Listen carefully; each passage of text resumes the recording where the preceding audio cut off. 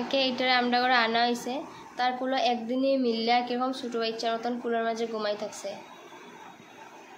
ঘুমানির pose দেখো পুরা ছোটো বাচ্চা একটার মতো এটা আশ্রয় এনজিও গিফট করছে আমরারে তো তোমরা একটু এটার নামটা একটু সাজেস্ট করো আমরা নামটা বুঝা ফেরাম না এটার নামটা কি তা রাখা হইতো তোমরা একটু সাজেস্ট করে দাও তার নাম বওয়াত তারে লয়ে যেতে এখন ডাক্তারের ভ্যাকসিন দিব আর তার নামটা কিন্তু আমি পরে জানাইমু এমনিও জানবা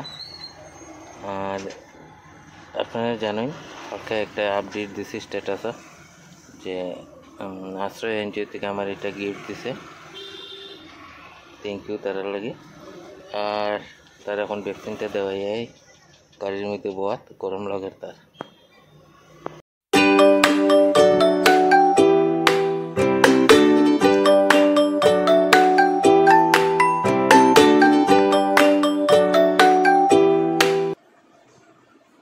নিয়ে আজকে ভ্যাকসিন দেওয়ার লেগে নিয়ে যাওয়া হয়েছিল কিন্তু আজকে ভ্যাকসিন দেওয়া হয়েছে না